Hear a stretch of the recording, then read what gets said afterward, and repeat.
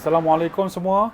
Hari ini saya berada di Itsuka-ichi City di Hiroshima, berada di Kozenji Temple untuk melawat kubur arwah Nik Yusuf, Nik Ali yang berasal dari Kota Baru yang datang ke Hiroshima bersama 3 sahabatnya yang lain untuk belajar di sini sewaktu Perang Dunia Kedua dahulu.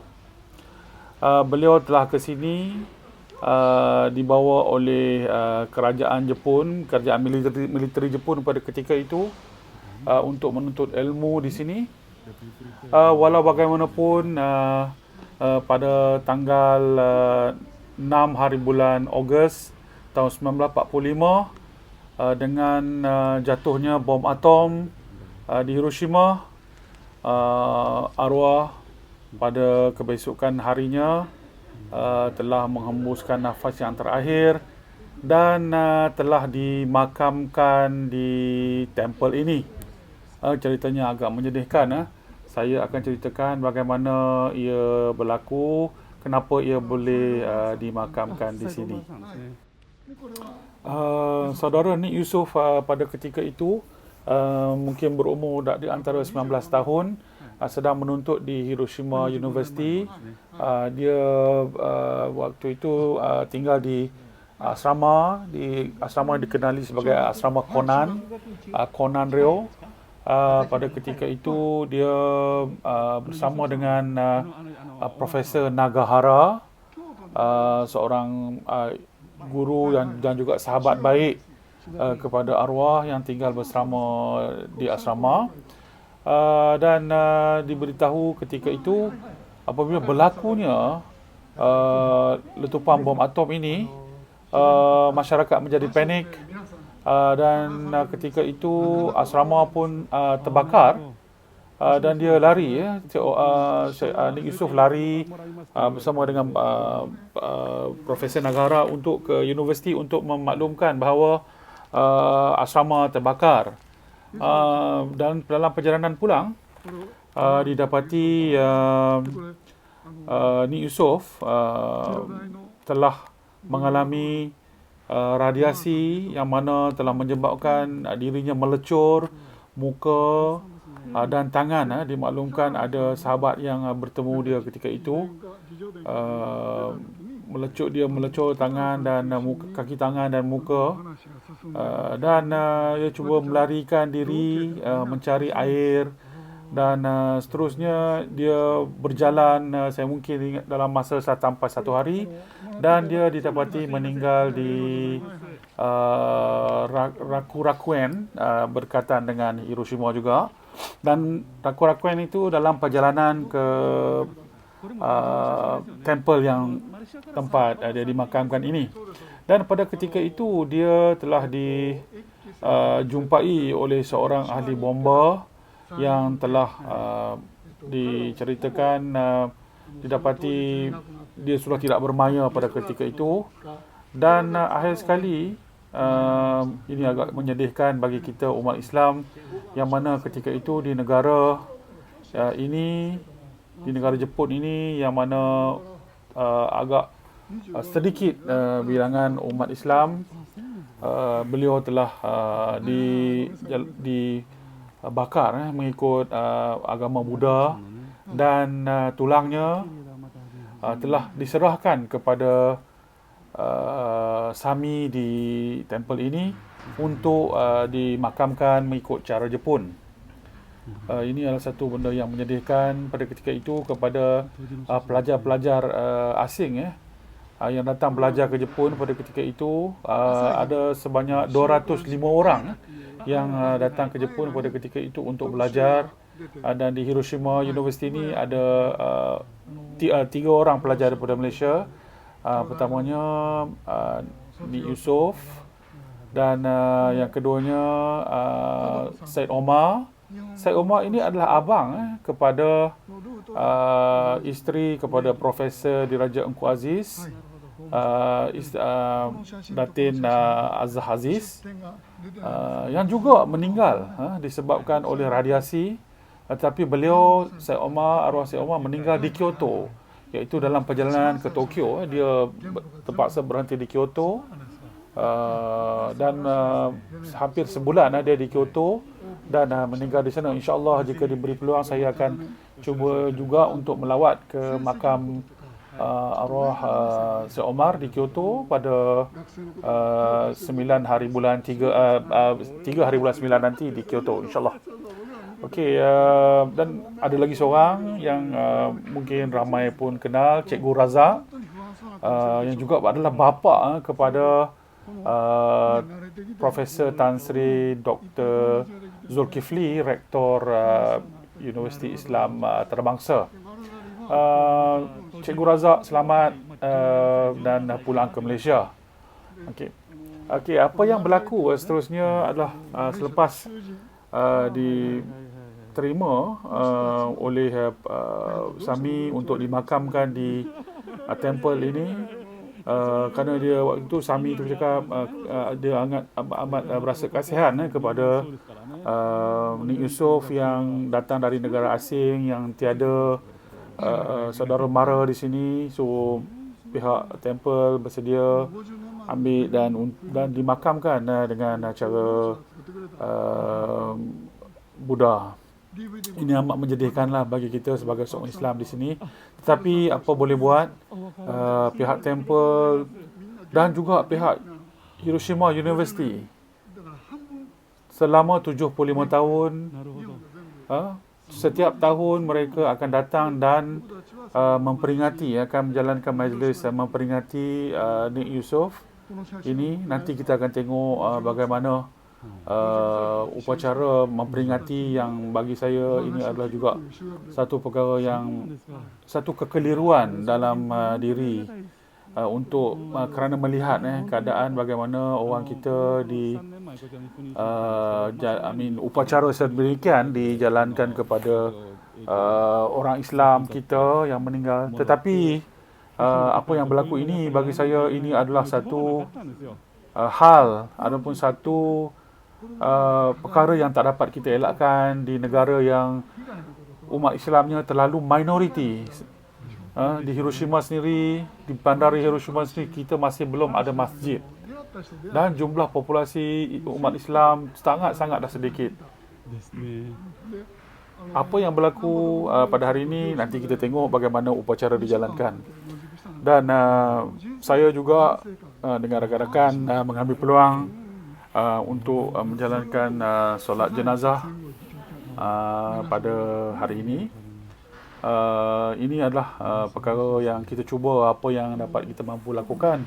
Moga-moga sebelum ini mungkin saya tak tahu, mungkin ada orang dah jalankan solat jenazah, mungkin ada solat jenazah gaib dan sebagainya, tapi adalah menjadi sunnah juga untuk kita melakukan solat jenazah, dan saya bersama rakan menjalankan solat jenazah pada hari ini di penghujung majlis ini nanti. Pada hari ini juga saya diberi kesempatan untuk bertemu dengan Cikgu Hayakawa dari Kyoto ini, yang bertanggungjawab mengumpul data dan juga membuat kajian berkenaan dengan pelajar-pelajar asing yang datang ke Jepun pada ketika itu, pada zaman perang, seramai 205 orang. Beliau amat dedikasi sekali. Kalau tuan-tuan perempuan tengok daripada apa yang dilakukan hari ini, dia menyediakan panel kertas poster ini dibawa khas daripada Kyoto, semata-mata untuk menjadi satu pameran di sini sempena dengan memorial. Saya sangat terharu dengan segala tenaga yang beliau curahkan. Beliau juga menceritakan saya berkenaan dengan arwah Syed Omar yang meninggal di Kyoto, dan di sana juga akan diadakan memorial service pada 3 hari bulan September. Menurut Cikgu Hayakawa ini, upacara ini dijalankan setiap tahun, yang mana dihadiri oleh beliau sendiri dan juga beberapa orang daripada Hiroshima University sebagai universiti tempat Ni Yusof belajar. Mereka ini datang setiap tahun. Upacara ini dijalankan setiap tahun, yang bagi saya amat mengharukan. Mungkin ini juga ada perbezaan amalan agama mereka dan agama kita. Mereka menetapkan pada hari ini 6 hari bulan Ogos sebagai hari untuk memperingati Ni Yusof. Kalau tuan-tuan tengok dalam gambar ini adalah gambar yang dicari sendiri oleh Cikgu Hayakawa ini. Dalam poster ini beliau membuat research, masih lagi meneruskan buat research untuk mencari data yang telah ni. Dan gambar yang ditunjukkan di sini ini adalah gambar doktor yang telah merawat Syed Omar yang meninggal di Kyoto. Dan ini beliau menceritakan berkenaan dengan gaji yang diterima oleh dia orang ini agak tinggi pada ketika itu. Lebih kurang 1.5 kali ganda daripada gaji pelajar universiti. Agak tinggi. Tetapi apa yang berlaku pada ketika itu, negara dalam keadaan kemiskinan yang tinggi, hari-hari mereka mengidamkan makanan. Kalau tuan-tuan tengok, itu adalah sketches makanan tadi, dan juga ini adalah gambar salji. Mereka amat ini juga sketches berkaitan dengan salji. Mereka sangat gembira kerana kita daripada negara panas ke sana dapat bertemu main salji. Ini adalah satu benda yang diidamkan oleh semua, bukan kita saja. Pada ketika itu 75 tahun dahulu mereka juga benda yang sama. Dan ini adalah di makam Syed Omar di Kyoto. Dan seorang sastrawan Jepun mengambil kesempatan untuk membuat satu macam puisi untuk dihadiahkan kepada Syed Omar. Ini menunjukkan Cikgu Hayakawa menceritakan betapa luhurnya budi, betapa mulianya hati pelajar-pelajar daripada negara kita dan juga pelajar asing pada ketika itu, yang terutamanya daripada Malaysia, daripada Indonesia, Burma dan juga Brunei, yang datang ke Jepun pada ketika itu sangat disenangi oleh masyarakat Jepun pada ketika itu. Dan untuk pada ketika itu kita belum ada lagi Malaysia, Melaya pun belum. Jepun menyebut kita sebagai Marai, negara Marai. Dan juga yang daripada Jawa, ditulis daripada Jawa, daripada Sumatera, daripada Burma dan juga daripada Filipina. Ini adalah poster-poster yang ini adalah Dr. Profesor Nagahara, Profesor Nagahara yang bersama dengan arwah Ni Yusof, yang juga rakan baik arwah Ni Yusof pada ketika itu. Dan beliau juga menjalankan pelbagai aktiviti volunteer, dan beliau pun juga telah meninggal dunia mungkin dalam 10 tahun yang lalu. Ini adalah antara orang-orang yang bertanggungjawab, yang mempunyai hubungan baik dengan pelajar-pelajar daripada Malaysia, daripada Melaya pada ketika itu. Ni Yusof, Syed Omar, Cikgu Razak dan sebagainya. Gambar-gambar ini disumbangkan oleh mereka-mereka yang ada hubungan dengan arwah Ni Yusof pada ketika itu, dan juga arwah Syed Omar.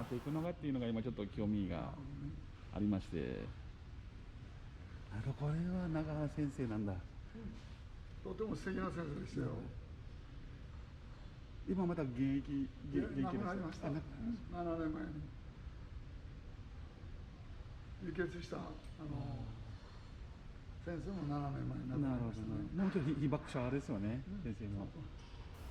で、この先生はini adalah gambar Hamajima Sensei, doktor yang merawat Syed Omar di Kyoto. Dr. Hamajima ini telah mendermakan darah dia hari-hari untuk dimasukkan ke badan Syed Omar kerana mungkin darah pada itu dah teruk disebabkan radiasi. Hari-hari Dr. Ahmad Jimat ni mendermakan darah dia sendiri, dan merawat Syed Omar hingga ke akhir hayat dia selama hampir sebulan di Kyoto. Ini merupakan satu hal yang betul menyedihkan, dan juga ini menunjukkan satu hubungan sesama manusia yang tidak mengira bangsa, agama dan juga sempadan negara. Dan pada ketika itu, bila Ahmad Jimat Sensei bertanya, Dr. Ahmad Jimat ini bertanya kepada Syed Omar, adakah dia merasa marah kerana dia terlibat dalam peperangan ini?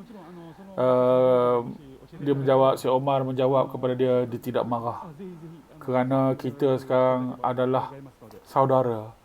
Kerana hari-hari doktor mendermakan darah doktor sendiri kepada saya. Doktor adalah merupakan seperti saudara saya sendiri.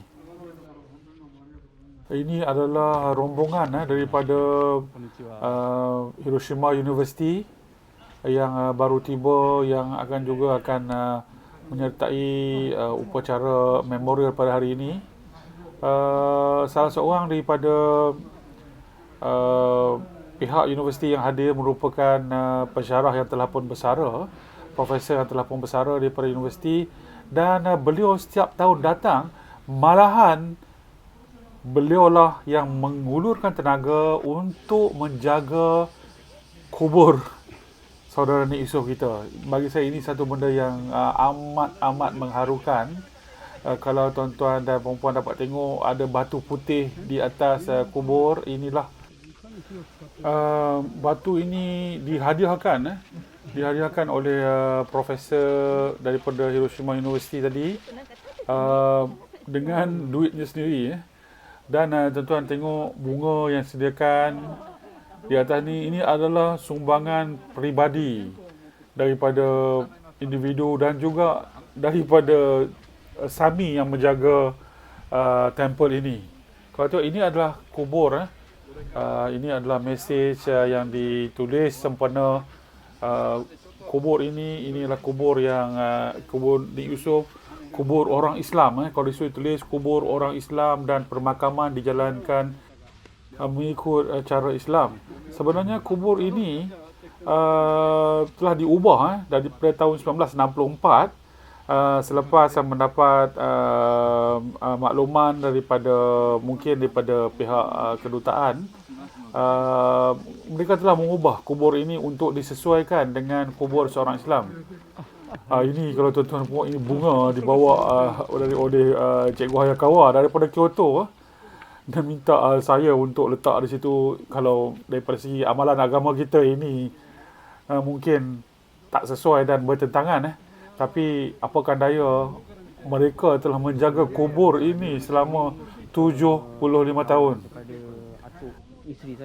Dan apa yang begitu mengharukan saya, walaupun ini bertentangan dengan agama kita, adalah usaha mereka setiap tahun menjalankan upacara ini, yang dihadiri oleh pelbagai pihak daripada Hiroshima University, daripada penduduk setempat, dan juga daripada Kyoto. Profesor Cikgu Hayakawa daripada Kyoto pun datang. Kalau tuan-tuan dan puan-puan perasan, kubur di Jepun ini dia dibuat kebanyakannya daripada marmar, dan memang mereka menjaga kubur betul-betul sangat bersih, dan ini menjadi tanggungjawab kepada mereka, kepada ahli keluarga, waris si mati yang perlu untuk membersihkan kubur. Kalau tuan-tuan dan puan-puan boleh tengok, kubur saudara kita Nik Yusof ni telah berusia 75 tahun. 75 tahun tapi masih cantik, masih kemas, dijaga. Tapi mungkin ini adalah berlawanan dengan agama kita, kerana membuat binaan di atas kubur dan sebagainya bukanlah sesuatu yang dibenarkan dalam agama kita. Tetapi ini kita nak menunjukkan perbezaan budaya, dan komitmen yang mereka tunjuk selama 75 tahun mereka menjaga makam saudara kita ini, saudara Nik Yusof ini. Bagi saya ini satu yang mengharukan, dan tak tahu apa yang patut saya suarakan ataupun perkatakan, kerana dari segi amalan ia berlawanan, tetapi daripada segi kemanusiaan, mereka betul-betul menghargai dan menghormati mayat ataupun mereka yang meninggal. Bagi saya ini satu pengalaman yang sukar untuk saya lupakan. Selepas daripada upacara mereka jalankan tadi lebih kurang 10 minit, sepatutnya panjang lagi, tapi disebabkan COVID ini, mereka telah pendekkan untuk dijalankan selama 10 minit. Dan saya dan rakan-rakan mengambil keputusan untuk menyempurnakan solat jenazah. Mungkin telah dilakukan, tapi kita rasa boleh juga untuk kita lakukan solat jenazah. So saya dan rakan-rakan mengambil kesempatan untuk solat jenazah, dan akhir sekali kita membaca doa arwah. Dan juga moga-moga Allah membuka hidayah kepada orang-orang Jepun supaya dapat menerima Islam, insya-Allah.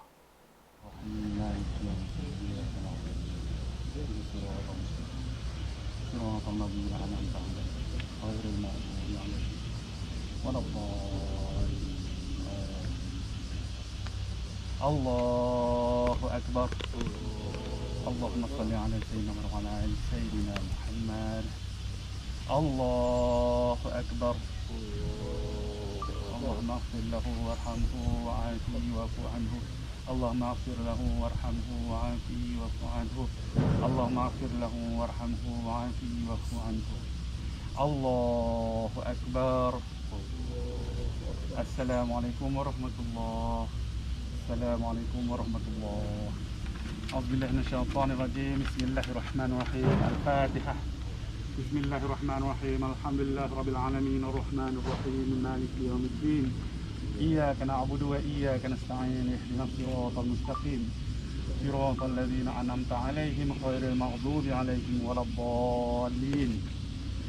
Segala puji bagi Allah, Tuhan pentadbir seluruh alam. Rahmat dan kesejahteraan ke atas junjungan kami Nabi Muhammad sallallahu alaihi wasallam, penghulu semua rasul, dan juga ke atas keluarga dan para sahabat baginda seluruhnya. Ya Allah, jadikanlah kubur semati ini sebagai taman daripada taman-taman syurga-Mu, ya Allah. Ya Allah, dikaulah Tuhan yang bagi simati, dikaulah yang menjadikan, dan dikaulah juga yang menunjukkan kepada agama Islam, dikaulah yang juga mencabut nyawanya, dikaulah yang lebih mengetahui perkara-perkara zahir dan batinnya. Kami semua hadir atas tujuan memohon syafaat kepadamu untuk simati, ya Allah. Ya Allah, ampunkanlah kesalahan kami dan segala kesalahan yang telah dilakukan oleh simati. Limpahkanlah jua kurniamu, wahai Allah, Tuhan sebaik-baik pengurnia rahmat. Salawat Allah dan kesejahteraan ke atas penghulu kami Nabi Muhammad sallallahu alaihi wasallam, dan segala junjungan dan ke atas keluarganya, serta pada para sahabat baginda seluruhnya. Segala puji bagi Allah, Tuhan pentadbir alam. Amin amin ya rabbal alamin.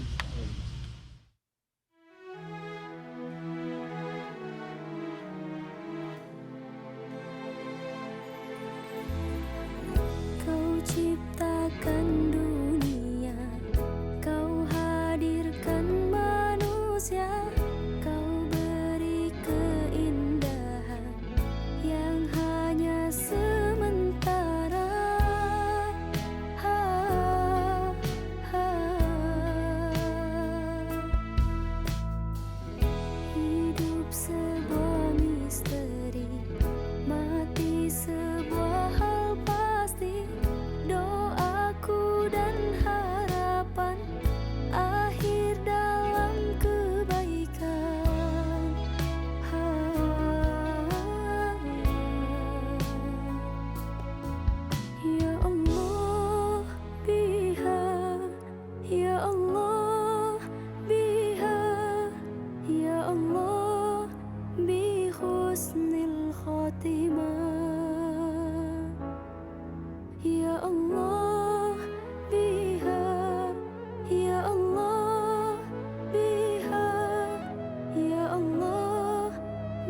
بحسن الخاتمة